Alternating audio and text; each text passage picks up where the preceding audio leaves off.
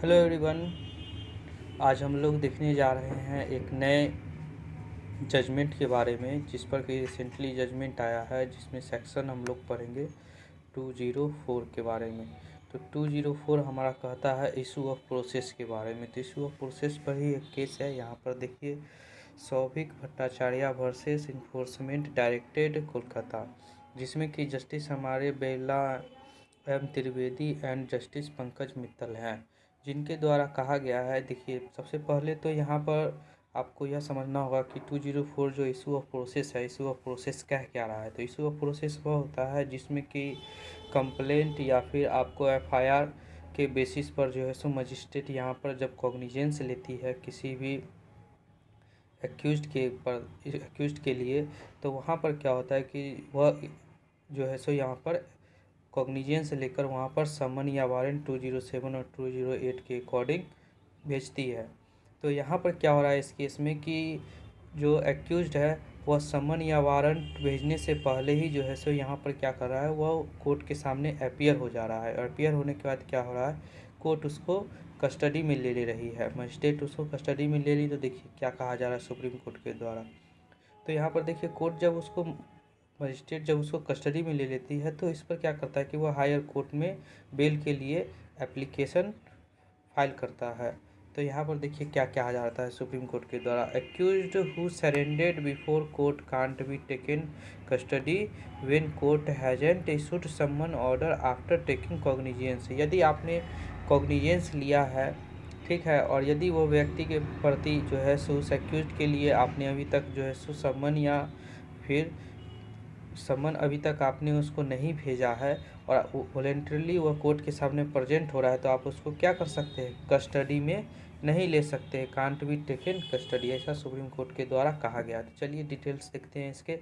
The supreme court has observed that accused can't be taken into custody when he voluntarily surrender before the court, even though the court which has take cognizance of the charge sheet has not issued summoning order against him. यदि summoning order आपने अभी तक उसके लिए नहीं वहाँ पर file किए, नहीं भेजे हैं, और वह वॉलेंटरली सरेंडर कर रहा है कोर्ट के सामने, तो आप उसको कस्टडी में लिए बगैर भी आप उस पर ट्रायल या इंक्वायरी चला सकते हैं। तो इसके लिए ज़रूरी नहीं कि आप उसको कस्टडी में ही ले लें।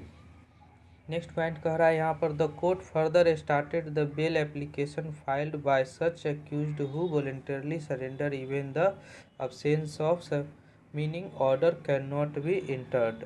तो यहाँ पर कहा जा रहा है कि आपको कि एक्यूज्ड के द्वारा जो है सो यहाँ पर क्या किया गया है कि बेल जो ग्रांट किया गया है, तो कोर्ट यहाँ पर कह रही है, जो हायर कोर्ट है सुप्रीम कोर्ट का कहना है कि यहाँ पर उनको जो है सो बेल यहाँ पर या आप उसको डायरेक्ट जो है सो कस्टडी में नहीं ले सकते हैं, या क्या है, लॉ को फॉलो नहीं किया जा रहा है। यहाँ पर लॉ जो है सो यहाँ पर फॉलो नहीं हो पा रहा है, क्योंकि यदि आप उसको यहाँ पर बिना कस्टडी में लिए भी इंक्वायरी आप कर सकते हैं तो आपको वहाँ पे करना चाहिए था, क्योंकि यहाँ पर आप डायरेक्ट किसी को भी इस तरीके से बिना, यदि आप समन वहाँ पर नहीं भेजे हैं या वारंट नहीं भेजे हैं, तो आप इस तरीके से उसको कस्टडी में नहीं ले सकते हैं।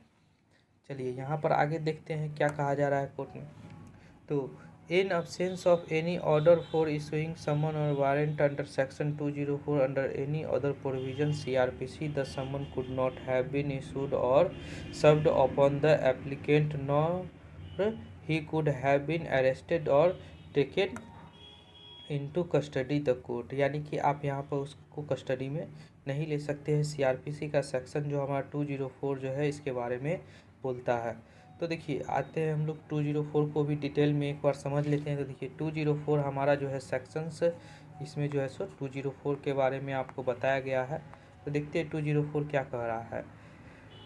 If in the opinion of a magistrate taken cognizance of an offence there is sufficient ground for processing and the case appearance, कहा जा रहा है कि मजिस्ट्रेट यदि कॉग्निजेंस लेती है किसी भी ऑफेंस पर जो कि उन्हें लगता है कि ऐसा ऑफेंस किया जा रहा है, तो उस पर यदि वह यहाँ पर ले रही है ऑफेंस पे कॉग्निजेंस, तो उसे क्या करना है, उन्हें क्या करना है कि 204 को अप्लाइज करते हुए या देखिए समन वारंट को भेजना है। तो देखिए असमन warrant he shall issued his summon for attendance of the issue accused, यानी कि आपको समन भेजना है तो ही सेल, उसके लिए जो है सो आप क्या कर सकते हैं, आप एक समन भेज सकते हैं। ठीक है, एक्यूज्ड के लिए आप क्या कर सकते हैं, यहाँ पर समन भेजे, या आप मान लीजिए वारंट भेज रहे तो वारंट ही में इशूड वारंट, यहाँ पर आप वारंट भी भेज सकते हैं। तो देखिए वारंट में क्या है कि आपको बताया जा रहा है कि आप वारंट में क्या करें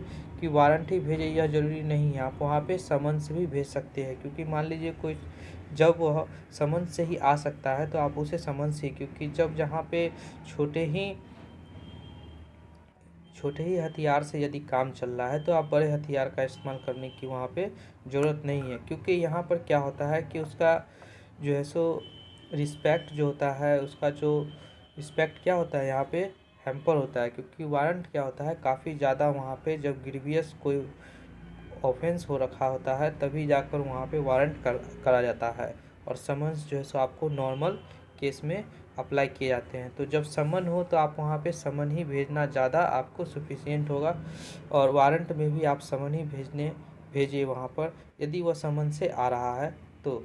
यदि मान लीजिए कि वह समन से नहीं आ रहा है तो आप वहाँ पर वारंट को इशू कर सकते हैं। और यहाँ पर यह क्या है, आप जो है सो सेक्शन जो हमारा कह रहा है, नो समन और warrant shall be issued against the used under section 1 subsection 1 until a list of a prosecution witness has been filed। यदि आपने प्रोसिक्यूशन विटनेस के को जो है सो अभी तक समन या वारंट फाइल नहीं किए हैं तो आप उसको क्या कर सकते हैं, आप उस पर जो है सो समन या वारंट नहीं भेज सकते हैं। यानी कहा जा रहा है कि यदि आपने प्रोसिक्यूशन जो कि हम लोग देख रहे हैं यहाँ पे कि 204 जो हमारा कह रहा है इशू ऑफ प्रोसेस, तो इशू ऑफ प्रोसेस जो है सो आप विटनेस का अभी तक आप नहीं उस पर कंसिडर किए हैं, या फिर कोई भी कंप्लेंट पे आपने अभी तक नहीं उसको कॉग्निजेंस लिए हैं, तो आप उसके बगैर उसको जो है सो वहाँ पर समन या वारंट नहीं भेज सकते हैं। नेक्स्ट आपका कह रहा है in a proceeding institute upon a complaint made in written, every summons or warrant issued under subsection 1 shall be complained by a copy of a such complaint। Copy जो है सो यहाँ पर क्या करना है कि प्रोसीडिंग जो है सो यहाँ पर चली है, यहाँ पर कंप्लेंट पर जो है सो आपको क्या करना है, यहाँ पर कंप्लेंट यदि आप ले रहे हैं यहाँ पर एवरी रिटेन समन्स या वारंट इशूड, कंप्लेंट जो आपका आता है रिटेन में या फिर इन्वेस्टिगेशन ऑफिसर के द्वारा एफआईआर आता है, तो उसमें जो है सो आप समन्स या वारंट इशू करते हैं तो उसका एक कॉपी जो है सो आप क्या करेंगे, जो एक्यूज्ड है उसको शेयर करना है, देना है। तो when by any law for the time being force any forced fee or other fee are payable or no process shall be issued until the fee and paid, and if fee are not paid within reasonable time the magistrate may dismiss the complaint। यदि complain करने में उसे कोई fees paid करना है और वह with in time उस फी को पेड नहीं कर पा रहा है तो उसका कंप्लेंट क्या हो जाएगा, यहाँ पे कैंसिल कर दिया जाएगा। और नेक्स्ट है आपका nothing in this section shall be deemed to affect the provision of section 87। और यह यहाँ पर जो है सो सेक्शन 87 जो है सो हमारा क्या कह रहा है कि समन्स की जगह जो है सो आप यहाँ पर क्या है वारंट भी भेज सकते हैं। यह सेक्शन 87 को डेम्प्ट नहीं करेगा, क्योंकि यहाँ पर क्या है कि यदि वह समन्स पे नहीं आ रहा है तो यहाँ पर आप उसको वारंट भी शेयर कर सकते हैं।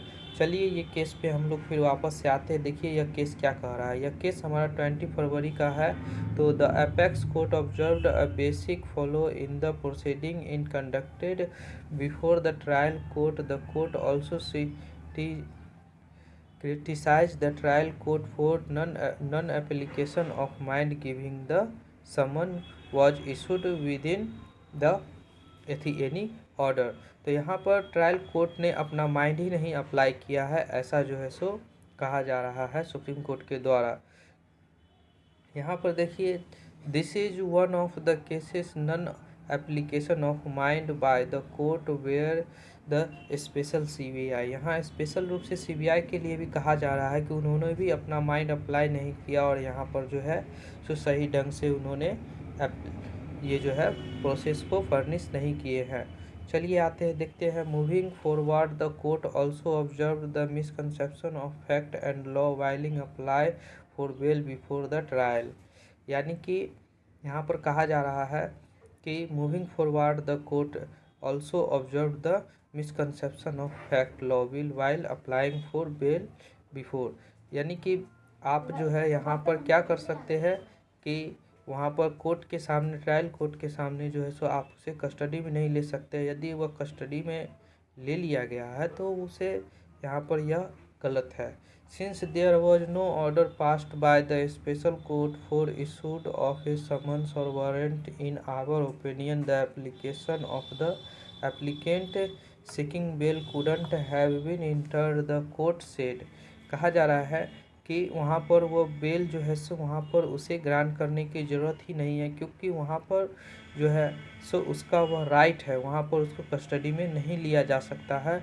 और यहाँ पर उसको क्या किया जाना चाहिए, वहाँ पे मतलब कि उसे इशू कर देना चाहिए। यहाँ पर उनको जो है सो यहाँ पर कोर्ट में आप उनको नहीं कर सकते, इस तरीके से कस्टडी में नहीं ले सकते, उनको रिलीज कर देना चाहिए। नेक्स्ट आपका है, in the backdrop the order the release the accused bail while clarify that was not expressing any opinion of matter। यानी कहा जा रहा है यहाँ पर कि in this backward the court order in release the accused on bail while clarify that was the expression in opinion in merit। इस पर जो है सो भाई कोर्ट ने क्लियरिफाई किया कि यहाँ पर आप जो है सो इस तरीके से ऑर्डर सिर्फ आप यदि फर्निश नहीं कर रहे हैं तो आप उसको कस्टडी में नहीं ले सकते हैं। It is needed to say that it will open the special court past appropriate order as also we open the responsible it to file appropriate proceeding as may be punishable under the law in exigency।